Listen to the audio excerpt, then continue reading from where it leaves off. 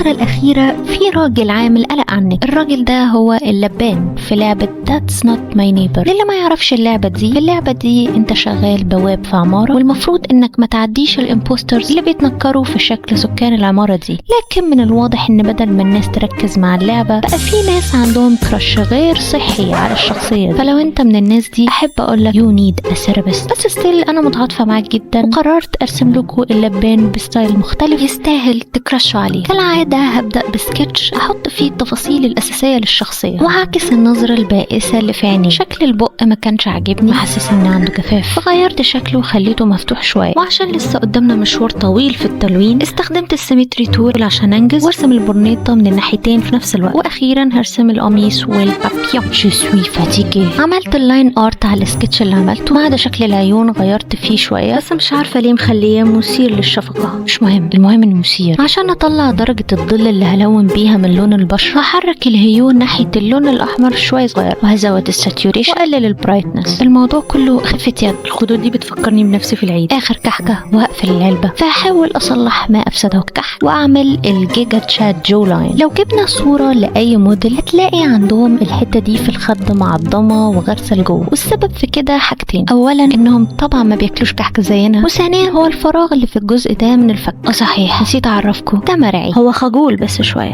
سي هاي مرعي في الكومنتات. هجيب اللازو واعمل مثلث هنا ومثلث زيه الناحية التانية ولونهم، وهاجي في النص وخفف اللون شوية عشان اعمل شيب لعظمة الفك. ميرسي يا مرعي. دلوقتي انا في ورطة فنية. ليه؟ لاني مش فاكرة كنت بلون الستايل ده ازاي. حاسة الدنيا بتبوظ مني سيكا. اجيب ريفرنس طيب؟ لا هنخيب ولا ايه؟ انا هعتمد على خيالي ولون بطريقة عشوائية. يطلع الرسمة وحش، البس الارت بلوك المتين، اخش انام. بيفكرك بحد؟ هعمل شوية اضاءة فوق الجفن وعلى الجنبين هنا عشان اعمل شكل الستريس لاين. هذه الفكرة برعاية ايتاتشي اوتشيها. انا المفروض اعمل ايه دلوقتي؟ مش فاكرة. اما اجيب ميجومي يفكرني. افتكرت خلاص. هضيف شوية شعيرات في الحواجب، وهخفي خطوط التحديد وادمجها مع الالوان، ده اللي بيسموه رندرة. وهضيف شوية رموش من تحت ومن فوق، وهعمل اكستنشن للون البشرة في الرموش اللي فوق. I don't trust the process. لكن تاني مرة هجرب طريقة تانية. هحط ووتر لاين تحت العين، وهشيل الخطوط اللي ملهاش لازمة في التحديد، وهحط الظل في بياض العين عشان تبان بائسة، وهعمل شكل مدمع العين باين. الشعر ده بقى اسهل حاجة. هعمل خصل شعر رايحة جاية على الجنبين، وهدمجهم كده مع الوش. بس كده خلصت. work smart not hard. شكل الاسنان غريب شوية، خليني اجرب حاجة.